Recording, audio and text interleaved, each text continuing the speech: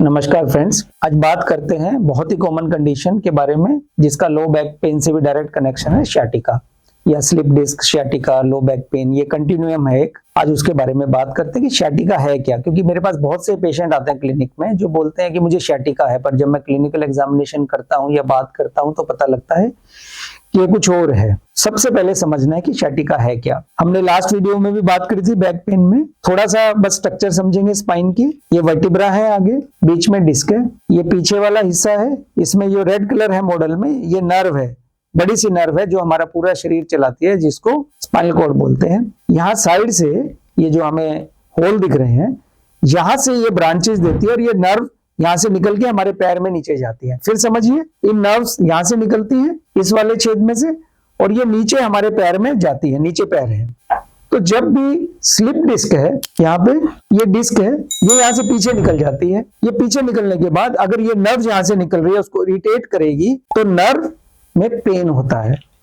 और जैसे मैंने आपको बताया कि ये पेन नीचे पैर में जाता है और बिल्कुल शार्प शूटिंग पेन होता है। तो sciatica सिर्फ उसी दर्द को कहते हैं जो बैक से स्टार्ट होता है, लोअर बैक से स्टार्ट होने के बाद पूरे पैर में नीचे जाता है और एकदम करंट की तरह जाता है, शार्प शूटिंग पेन होता है। और सपोज करो आप खड़े हैं तो आप एकदम से बैठ जाएंगे, आप बैठे हैं तो आप लेट जाएंगे। तो इस तरह का पेन, जो तेज पेन खड़े होने से, बैठने से, चलने से आपकी कमर से स्टार्ट होता है और तेजी से पैर में ट्रेवल करता है और नीचे तक जाता है, उसी को ही sciatica कहते हैं। अगर आपके पैर में दर्द है और साथ में बैक में भी पेन है, वो sciatica नहीं है, वो डिस्क का या फैसेट का रेफर्ड पेन है जो आपके पैर में आ रहा है। और sciatica की सबसे खास बात होती है कि ये बैठने से, खड़े होने से या चलने से बढ़ता है, क्योंकि जब हम खड़े होते हैं तो डिस्क पे लोड पड़ता है, डिस्क बल्ज करती है पीछे की तरफ और वो नर्व को कंप्रेस करती है और नर्व कंप्रेस होने से इरिटेट होती है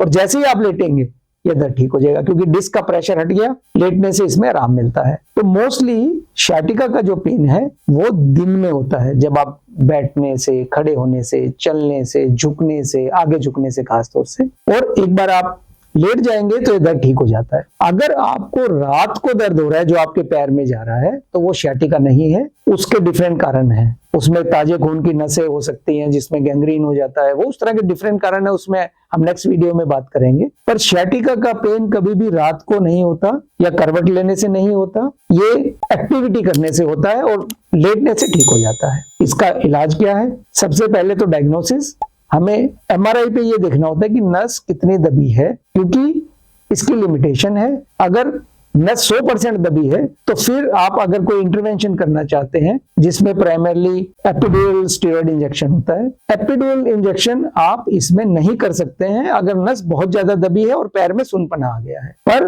अगर नस थोड़ी दबी है, 70% से कम, और पैर में कोई कमजोरी या परमानेंट सुनपना ऐसा नहीं है, तो उसका हम, जैसे मैंने आपको बताया, epidural steroid injection, transforaminal epidural steroid injection बोलते हैं, उससे इसका इलाज करते हैं।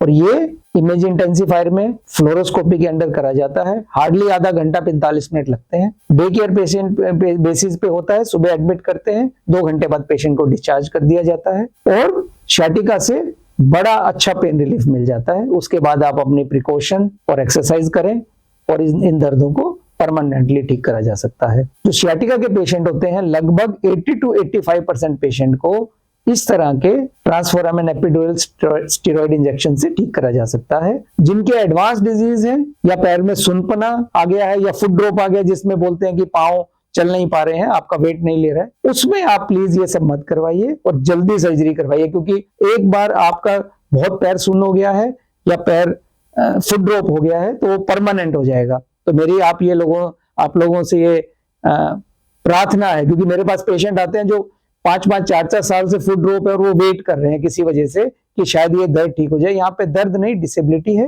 और अगर फुट ड्रॉप है तो आप अर्जेंट सर्जरी कराएं, क्योंकि उसकी रिकवरी जितना आप लेट करते जाएंगे खराब होती जाएगी।